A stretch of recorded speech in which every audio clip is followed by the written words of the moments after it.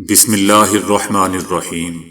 السلام علیکم دوستو، دنیا بھر کی خبروں میں آج آپ سنیں گے، لیکن اس سے پہلے اگر ہو سکے تو لائک اور سبسکرائب کا بٹن ضرور دبا لیں۔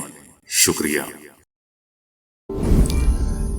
آذربائیجان نے کہا ہے کہ ان کا ملک اپنی سرحدوں سے باہر بشمول غزہ کسی بھی امن مشن میں فوجی دستہ بھیجنے کا کوئی ارادہ نہیں رکھتا۔ آذربائیجان کا کہنا تھا کہ ہم نے 20 سے زائد سوالات پر مشتمل ایک سوال نامہ تیار کر کے امریکی حکام کو دیا ہے، تاہم امن فورس میں شرکت کا کوئی منصوبہ زیر غور نہیں ہے۔ میں آذربائیجان سے باہر کسی بھی قسم کی عسکری کارروائی میں شرکت پر غور نہیں کر رہا، ایسا دوستو آذربائیجان کے صدر کا کہنا تھا۔ اس سے پہلے بھی آذربائیجان کی حکومت نے کہا تھا کہ جب تک اسرائیل اور حماس کے درمیان لڑائی مکمل طور پر بند نہیں ہو جاتی، آذربائیجان ایسی کسی کارروائی کے لیے فوج فراہم نہیں کر سکتا۔ D G S P R lieutenant general Ahmed Sharif Chaudhry کا کہنا ہے کہ گزشتہ سال تخریب کاری کے 80% واقعات خیبر پختونخوا میں ہوئے۔ اس کی وجہ یہ ہے کہ وہاں تخریب کاروں کو سازگار سیاسی ماحول فراہم کیا جاتا ہے۔ لیفٹیننٹ جنرل احمد شریف چودھری کا کہنا تھا کہ گزشتہ سال ملک بھر میں مجموعی طور پر 27 خودکش حملے ہوئے، جن میں سے 16 خیبر پختونخوا میں رپورٹ ہوئے۔ ان حملوں میں 2 حملے خواتین کی جانب سے بھی کیے گئے۔ ان کا کہنا تھا کہ سیکیورٹی فورسز کی حکمت عملی اور آپریشنز کی بدولت تخریب کاروں کے خلاف کارروائیاں پہلے سے کہیں زیادہ مؤثر ہو رہی ہیں۔ 5 سال پہلے صورتحال یہ تھی کہ ایک تخریب کار کے مارے جانے پر 3 شہادتیں ہو رہی تھی، جبکہ اب یہ تناسب بدل چکا ہے اور ایک شہادت کے مقابلے میں 2 سے زیادہ تخریب کار مارے جا رہے ہیں۔ D G S P R کا کہنا تھا کہ فتنۃ الخوارج اور فتنۃ الہندوستان کا گٹھ جوڑ افغانستان میں ہے۔ تمام تخریب کار تنظیمیں افغانستان سے کام کر رہی ہیں، ان کی وہاں پرورش کی جا رہی ہے۔ گزشتہ سال اکتوبر میں پاک افغان سرحد پر کشیدگی اسی وجہ سے ہوئی تھی۔ ان کا کہنا تھا کہ امریکہ کا چھوڑا گیا ساز و سامان افغان طالبان کے لیے دستیاب ہے اور بلیک مارکیٹنگ کے ذریعے مختلف تخریب کار تنظیموں تک جا پہنچا ہے۔ D G S P R نے سخت الفاظ استعمال کرتے ہوئے کہا کہ تخریب کاروں کا دین سے کوئی تعلق نہیں، انہیں ختم کرنا ہوگا اور ان کے خلاف کارروائی ناگزیر ہے۔ تخریب کاروں سے نمٹنے کے لیے خود کو مسلح کرنا ہوگا، تربیت حاصل کرنا ہوگی، درست ٹیکنالوجی اپنانا ہوگی، بیانیہ تشکیل دینا ہوگا اور قوم کو ساتھ لے کر چلنا ہوگا۔ D G S P R کا یہ بھی کہنا تھا کہ تخریب کاری کے خلاف جنگ میں سیاسی جماعتوں، خاص طور پر خیبر پختونخوا کی D G S P R کا کہنا تھا کہ پوری قوم اور سیکیورٹی فورسز تخریب کاری کے خلاف جنگ میں قربانیاں دے رہی ہے، اور ایک صوبے کی حکومت یعنی خیبر پختونخوا کی حکومت کہتی ہے کہ ہم وہاں آپریشن نہیں ہونے دیں گے۔ تو کیا یہ لوگ چاہتے ہیں کہ جس طرح سوات میں ان تخریب کاروں نے ہزاروں افراد کو شہید کیا، یہ دوبارہ سے ایسا ہی تخریب کاری کا ماحول پیدا کر دیں؟ ان کا کہنا تھا کہ ایک جماعت کا بیانیہ کھل کر سامنے آ چکا ہے۔ دوستو، ان کا پاکستان تحریک انصاف کی طرف اشارہ تھا۔ D G S P R کا کہنا تھا کہ ان لوگوں کا بیانیہ کھل کر سامنے آ گیا ہے، ان لوگوں کے پاس وہی پرانا سیاسی بیانیہ ہے۔ اگر ان سے کوئی 2 سے 3 سوال کر لے تو ان کے پاس کوئی جواب نہیں ہوتا۔ یہ فتنۃ الخوارج کا منظور نظر بننا چاہتے ہیں۔ D G S P R کا یہ بھی کہنا تھا کہ وزیر اعلیٰ خیبر پختونخوا فرما رہے ہیں کہ افغانستان ہماری مدد کرے، یہ فرما رہے ہیں کہ کابل ہماری سیکیورٹی گارنٹی دے۔ یہ کون سی تسکین کی پالیسی ہے؟ یہ ایک مضحکہ خیز پالیسی ہے کہ آپ افغانستان سے کہتے ہو کہ ہماری مدد کریں۔ وزیر اعلیٰ کے بھی ایک مضحکہ خیز بات کر رہا ہے۔ D G S P R کا کہنا تھا کہ خیبر پختونخوا کا وزیر اعلیٰ کا بیانیہ بھی کھل کر سامنے آ چکا ہے۔ اگر ملٹری آپریشن نہیں کرنا تو کیا خارج کے پیروں میں بیٹھنا ہے؟ کیا خارجی نور ولی محسوس کو صوبے کا وزیر اعلیٰ لگا دیا جائے، اس کی بیعت کر لی جائے، یا کیا ہیبت اللہ بتائیں گے کہ 4 سدہ میں کیا ہوگا؟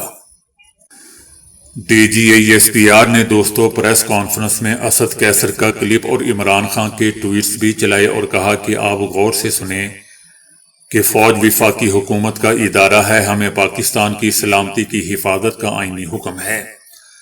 آپ کو یہ کوئی اجازت نہیں دیتا کہ آپ اپنی سیاست کے لیے اپنے علاقوں کو تخریب کاروں کے حوالے کرتے ہیں۔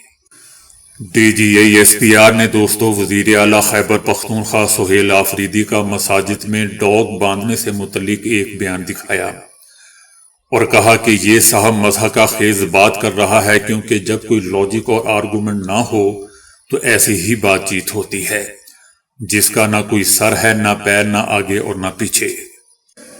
DGISPR کا کہنا تھا کہ یہ لوگ کہتے ہیں کہ ہم مرنے کے لیے تیار نہیں ہیں، ہم کھڑے نہیں ہوں گے، ہم تخریب کاروں کے ساتھ جا ملیں گے۔ DGISPR کا کہنا تھا کہ تخریب کاروں کے خلاف یہ لوگ بیان نہیں دیتے، تخریب کاروں نے کبھی اس جماعت کو نشانہ کیوں نہیں بنایا، یہ حیرت کی بات ہے۔ DGISPR کا دوستو آخر میں کہنا تھا کہ تخریب کار کا کوئی رنگ یا شیڈ نہیں ہوتا، ہمیں کسی تخریب کار سے کوئی ہمدردی نہیں۔ تخریب کاروں کا ایک باپ افغان طالبان ہے، ہم حق پر ہیں اور حق کو غالب ہی آنا ہے، ہمیں تخریب کاری کے خلاف جنگ لڑنے پر فخر ہے۔ لیفٹیننٹ جنرل احمد شریف چودھری کا کہنا ہے کہ ہندوستان کے آپریشن سندور کی کالک ابھی تک اس کے منہ سے نہیں جا رہی۔ DGISPR کا کہنا تھا کہ گزشتہ سال مئی میں مارکہ حق اور اکتوبر میں افغان سرحد پر جھڑپیں ہوئی، دنیا نے دیکھا کہ مارکہ حق میں ہندوستان کا منہ کالا کیا گیا، جو بہت ضروری تھا۔ بھارت نے مارکہ حق کے بعد تخریب کاری کو خوب ہوا دی۔ اکتوبر 2025 میں تخریب کاروں پر پاک افغان بارڈر پر حملے کیے گئے۔ گھنٹوں میں درجنوں افغان پوسٹوں کو صفحہ ہستی سے مٹا دیا گیا۔ DGISPR کا دوستو یہ بھی کہنا تھا کہ ہندوستان نے نام نہاد سندور آپریشن میں بچوں اور خواتین کو نشانہ بنایا۔ ہندوستان کون ہوتا ہے کہ ہمارے کسی شہر کو نشانہ بنائے؟ یہ حق ہندوستان کو کسی نے نہیں دیا کہ وہ پاکستان کے کسی شہری یا انفراسٹرکچر کو نقصان پہنچائے۔ ہندوستان کے آپریشن سندور کی کالک ابھی تک اس کے منہ سے نہیں جا رہی۔ فلسطین کا برطانیہ میں دوستو سفارت خانہ کھل گیا ہے۔ لندن میں فلسطینی سفارت خانے کا کھلنا تاریخی اور یادگار لمحہ ہے۔ لندن میں سفارت خانہ فلسطینی شناخت، عالمی پہچان اور خود مختاری کی علامت ہے۔ برطانوی میڈیا کا کہنا ہے کہ برطانیہ نے ستمبر 2025 میں فلسطینی ریاست کو تسلیم کر لیا تھا۔ فلسطینی سفارت خانے کی عمارت پہلے فلسطینی مشن تھی۔ فلسطینی مشن کی عمارت اپ گریڈ ہو کر سفارت خانہ بن چکی ہے۔ دوستو یاد رہے کہ گزشتہ ماہ کچھ نقاب پوش افراد نے اسرائیلی جھنڈے لہرا کر اس عمارت کو نقصان بھی پہنچایا تھا۔ بھارتی ریاست گجرات کی مختلف عدالتوں کو بم دھماکوں کی دھمکیاں موصول ہونے پر، جس کے بعد عدالتی کارروائیاں معطل کر دی گئی ہیں اور تمام عمارتیں خالی کروا لی گئی ہیں۔ گجرات کی ہائی کورٹ سمیت ریاست بھر کی کم از کم 6 عدالتوں کو 5 اور 6 جنوری کے دوران ای میل کے ذریعے بم سے اڑانے کی دھمکیاں موصول ہوئی تھیں۔ دھمکیاں موصول ہونے کے بعد سیکیورٹی ہائی الرٹ کر دی گئی ہے اور عدالتی کارروائیاں عارضی طور پر معطل کر دی گئیں اور عمارتیں خالی۔ پولیس کی ٹیموں نے عدالتوں کی مکمل تلاشی لی ہے۔ حکومت کا کہنا ہے کہ تاحال کوئی مشکوک شے برآمد نہیں ہوئی۔ سیکیورٹی ابھی بھی سخت رکھی گئی ہے۔ روس اور چائنا نے وینزویلا پر امریکی چڑھائی پر شدید رد عمل دیتے ہوئے صدر نیکولس اور ان کی اہلیہ کو رہائی کا سختی سے مطالبہ کیا ہے۔ روس اور چائنا کا کہنا ہے کہ کراکس میں امریکی جرائم کا کوئی جواز نہیں۔ امریکہ کو یہ اجازت نہیں دی جانی چاہیے وہ خود کو کسی قسم کا اعلیٰ ترین منصب قرار دے یا چوکیدار یا تھانے دار یا کسی بھی ملک پر حملہ کرے۔ روس اور چائنا کا کہنا ہے کہ لا قانونیت کے دور اور طاقت کے زور پر امریکی بالادستی کی واپسی کا پیش خیمہ ہے۔ اس کے علاوہ چائنا اور روس کا کہنا ہے کہ کوئی بھی ملک نہ تو دنیا کا پولیس مین بن سکتا ہے اور نہ ہی خود کو عالمی منصب سمجھنے کا حق رکھتا ہے۔ طاقت کے اندھا دھند استعمال سے صرف مزید بڑے بحران جنم لیں گے۔ امریکہ دھونس اور جبر پر مبنی اپنی پالیسیوں کو ختم کر دے۔ یاد رہے دوستو کہ امریکہ نے ہفتے کو وینزویلا پر حملہ کیا اور امریکی ڈیلٹا فورس وینزویلا کے صدر نیکولس اور ان کی اہلیہ کو ان کے صدارتی محل سے اٹھا کر گھسیٹتے ہوئے لے گئے۔ امریکی صدر ٹرمپ نے خود کہا تھا کہ نیکولس اور ان کی بیوی کو ان کے بیڈ روم سے پکڑ کر نیو یارک لایا گیا ہے۔ امریکہ میں ان کے خلاف منشیات اور تخریب کاری کے الزامات کے تحت مقدمہ چلے گا۔ امریکہ کے ٹائم میگزین نے لکھا ہے کہ صدر ٹرمپ نے 2026 کا آغاز ایک حیران کن اور متنازع فوجی کارروائی سے کیا، جس میں وینزویلا کے رہنما نیکولس کو گرفتار کر کے امریکی خارجہ پالیسی میں غیر ملکی مداخلت کے نئے خطرات کو اجاگر کر دیا۔ یہ اقدام ایسے وقت میں سامنے آیا جب ٹرمپ نے 2025 میں نوبل امن انعام نہ جیتنے کے بعد اپنی بین الاقوامی ساکھ کو دوبارہ مضبوط کرنے کی کوشش کی۔ صدر ٹرمپ وہی سخت گیر حکمت عملی اختیار کر رہے ہیں جس کے خلاف وہ خود مہم چلاتے رہے، جس سے دنیا بھر میں تشویش پیدا ہوئی ہے کہ دیگر ممالک بھی ممکنہ ہدف بن سکتے ہیں۔ صدر ٹرمپ اور کولمبیا کے صدر گستاوو پیڈرو کے تعلقات پہلے ہی کشیدہ چل رہے ہیں اور ٹرمپ نے پیڈرو کو منشیات کے غیر قانونی رہنما قرار دیتے ہوئے کولمبیا میں ممکنہ فوجی کارروائی کی دھمکی دی ہے۔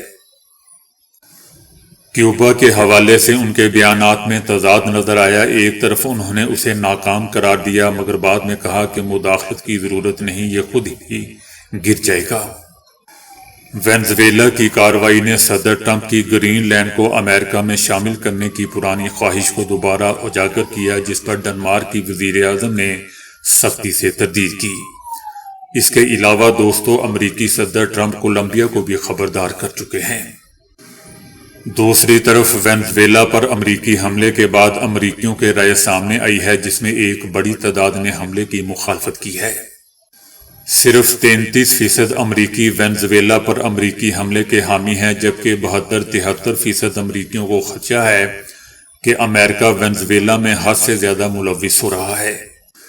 صدر ٹرمپ نے کہا ہے کہ امریکہ وینزویلا کے ساتھ حالت جنگ میں نہیں ہے، ساتھ یہ بھی واضح کر دیا کہ وینزویلا میں اگلے 30 دن کے دوران نئے الیکشن نہیں ہوں گے۔ صدر ٹرمپ کا کہنا تھا کہ ہم وہاں فوری طور پر انتخابات نہیں کروا سکتے کیونکہ اس وقت عوام کے لیے ووٹ ڈالنا بھی ممکن نہیں، ہمیں پہلے ملک کو دوبارہ سنبھالنا ہوگا اور اس میں وقت لگے گا۔ ان کا یہ بھی کہنا تھا کہ امریکی فوج کو دوبارہ وینزویلا بھیجنے کے لیے قانون سازی کی کوئی ضرورت نہیں۔ وینزویلا کے توانائی کے شعبے کی بحالی کے لیے تیل کمپنیوں کی مدد کریں گے، جس پر بھاری سرمایہ کاری درکار ہوگی۔ صدر ٹرمپ کا کہنا تھا کہ ہم وینزویلا کی عوام کے ساتھ جنگ میں نہیں ہیں، ہم منشیات فروشوں کے خلاف جنگ میں ہیں۔ ایران میں جاری احتجاجی مظاہرے دوستو 26 صوبوں کے 78 شہروں تک پھیل چکے ہیں، جہاں مظاہرین اور سیکیورٹی فورسز کی جھڑپوں میں اموات کی تعداد 19 ہو چکی ہے۔ فائرنگ کے واقعات میں 50 سے زائد مظاہرین زخمی ہوئے ہیں، جبکہ ایرانی سیکیورٹی فورسز نے 990 افراد کو گرفتار بھی کیا ہے۔ احتجاجی مظاہرے سخت سیکیورٹی اقدامات اور پولیس اور دیگر سیکیورٹی اداروں کی اضافی تعیناتی کے باوجود مسلسل پھیل رہے ہیں، جبکہ یونیورسٹیوں کے طلباء بھی احتجاجی سرگرمیوں میں بھرپور حصہ لے رہے ہیں۔ مظاہروں کو کم کرنے کے لیے پولیس اور سیکیورٹی فورسز نے فائرنگ، آنسو گیس کا استعمال اور بڑے پیمانے پر گرفتاریاں کی ہیں۔ ادھر ایرانی حکومت نے احتجاج کا دباؤ کم کرنے کے لیے عوام کو آئندہ 4 مہینوں تک $7 ماہانہ الاؤنس دینے کا اعلان کر دیا ہے۔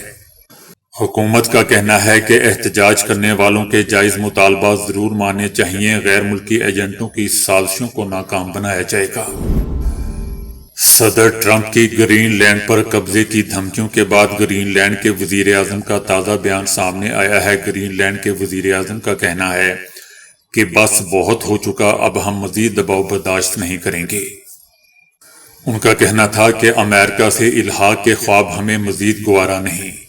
ان کا ملک مذاکرات کے لیے تیار ہے، لیکن مذاکرات مناسب چینل کے ذریعے اور احترام کے ساتھ ہونے چاہیے۔ ادھر فرانس نے بھی دوستوں گرین لینڈ کے ساتھ اظہار یکجہتی کیا ہے۔ فرانس کا کہنا ہے کہ سرحدیں طاقت سے تبدیل نہیں کی جا سکتی، گرین لینڈ کے عوام اور ڈنمارک کے عوام کا ہے اور یہ ان پر منحصر ہے کہ اس کے ساتھ کیا کرتے ہیں۔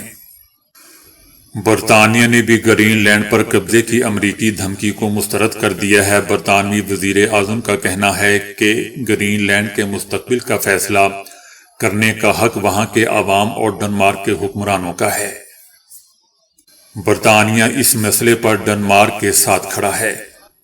یاد رہے دوستوں کہ صدر ٹرمپ نے کہا تھا کہ امریکہ کو قومی سلامتی کے نقطہ نظر سے گرین لینڈ کی بہت ضرورت ہے۔ ترکیہ کے صدر رجب طیب اردوان نے کہا ہے کہ انہوں نے امریکی صدر ٹرمپ کو ٹیلی فونک گفتگو میں واضح طور پر آگاہ کر دیا ہے کہ وینزویلا کو صدر نیکولس کی معزولی کے بعد عدم استحکام کی طرف نہیں دھکیلا جانا چاہیے۔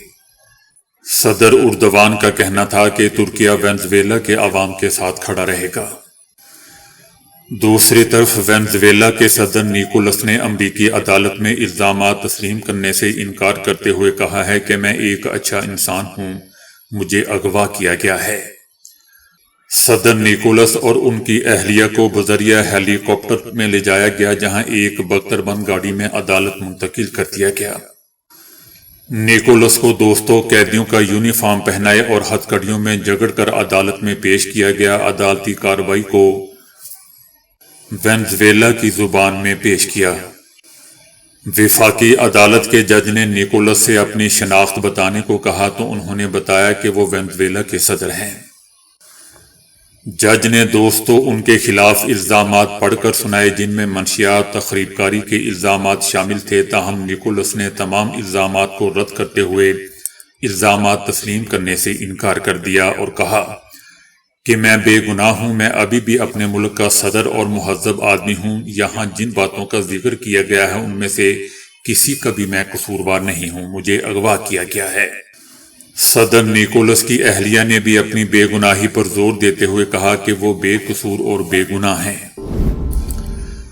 پاکستان تحریک انصاف کے سیکرٹری جنرل سلمان اکرم راجہ نے پارٹی چیئرمین بیرسٹر گوہر کے بیان کو پارٹی موقف کے خلاف قرار دے دیا۔ بیرسٹر گوہر خان نے دوستوں کہا تھا کہ عمران خان سے ملاقات کے لیے بھیک مانگنے کی نوبت آ چکی ہے اور اس میں دوسروں کے ساتھ ساتھ اپنوں کا بھی قصور ہے۔ سلمان اکرم راجہ کا کہنا ہے کہ بیرسٹر گوہر خان نے جلد بازی میں بات کر دی، ہم کسی حوالے سے بھیک نہیں مانگ رہے، بھیک کا لفظ بالکل غیر مناسب ہے۔ سلمان اکرم راجہ کا کہنا تھا کہ تحریک انصاف سے کوئی ایسی غلطی نہیں ہوئی جسے عمران خان سے ملاقاتیں نہ کرانے کا جواز بنایا جا سکے۔ تو دوستو ابھی کے لیے اتنا ہی۔ ویڈیو کو لائک اور شیئر کرنے کا بہت بہت شکریہ۔